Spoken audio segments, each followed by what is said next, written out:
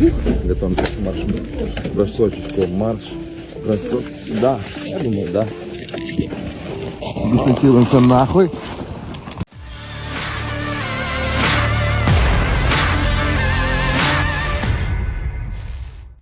Sebuah video ramai diperbincangkan warganet di media sosial, tepatnya di aplikasi perpesanan Telegram pada Kamis 11 Mei 2023. Video yang memperlihatkan pertempuran sengit di wilayah Artemovsk, di mana situasi genting sedang dihadapi angkatan bersenjata Ukraina, memaksa mereka untuk berpindah dari satu gedung ke gedung yang lain.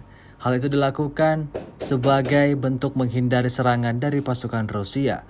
Terlihat pada rekaman lainnya, sejumlah tentara Ukraina menembak dari dalam sebuah gedung. Akibatnya, aksi baku tembak antara Rusia dan Ukraina tak terhindarkan.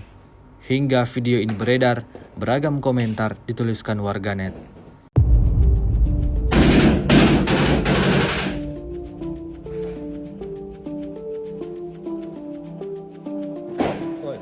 Стой. Пацаны. Дальше. Что мы тут стоим, блядь, прострелим этот. Мы выносим, блядь.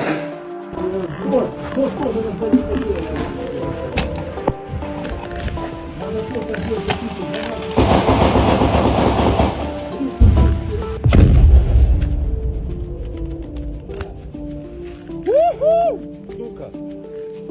Я ебал ту войну, блядь. Первый этап пройден.